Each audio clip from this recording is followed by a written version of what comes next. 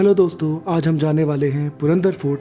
Purandar fort एक बहुत ही beautiful और हिस्टोरिकल लोकेशन है। पुणे से पुरंदर फोर्ट जाने में 2 घंटे का समय लगता है। पुणे से इसका डिस्टेंस 45 किलोमीटर्स है। यहाँ पर आप कार, बस या अपने पर्सनल व्हीकल से जा सकते हैं। रास्ते में बहुत ही ब्यूटीफुल और खूबसूरत नज़ारे आपको देखने को मिलते हैं। तो चलिए चलते हैं पुरंदर फोर्ट।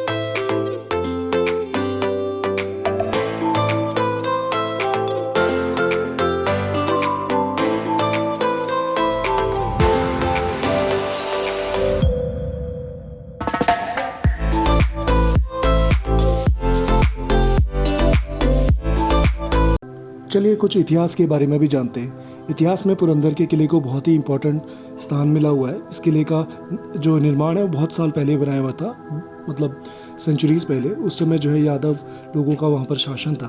पुरंदर किले को जो नाम दिया गया है वो भगवान परशुराम के नाम से ही दिया गया है। पुरंदर किले की विशेषता यह है कि यहाँ पर बहुत सारे जो है टेम्पल्स बनाए गए हैं, बहुत सारे देवी देवताओं के।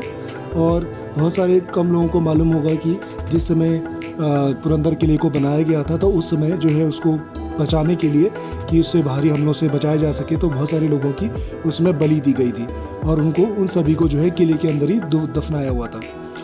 अगर हम पुरंदर के बारे में और जानना चाहते हैं तो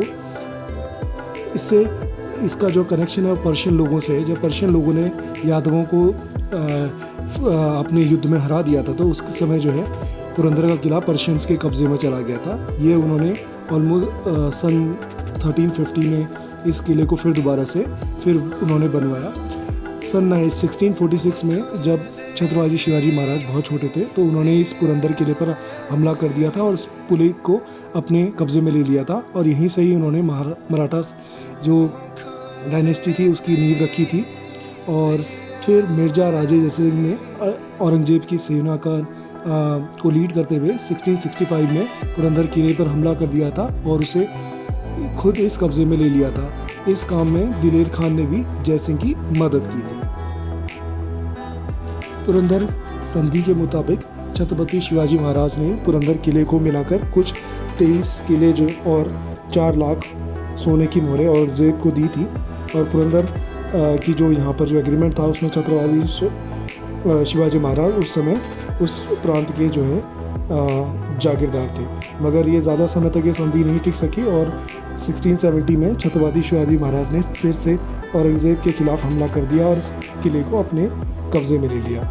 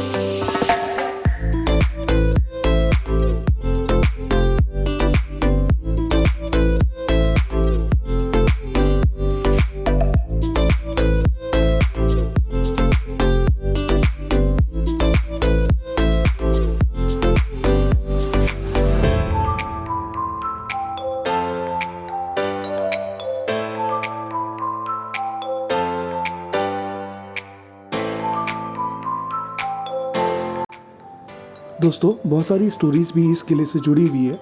अंग्रेज़ों के टाइम पे इस किले को तहखाने के रूप में इस्तेमाल किया जाता था और सेकेंड वर्ल्ड वॉर के टाइम पे जो दुश्मन थे यानी कि जर्मनीज, उनके परिवारों को के लिए यहाँ पर शिविर बनाए जाते थे।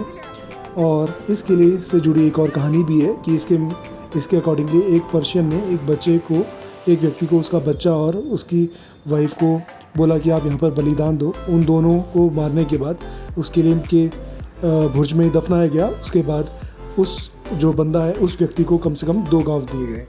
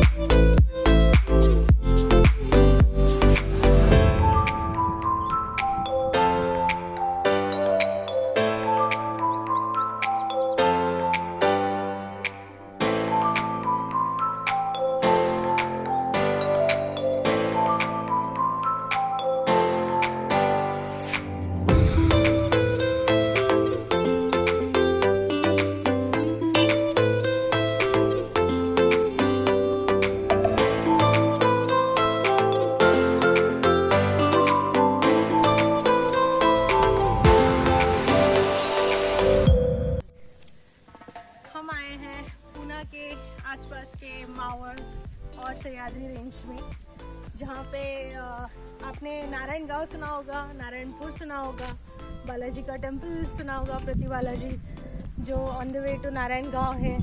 थोड़ा और आगे आएंगे तो श्री क्षेत्र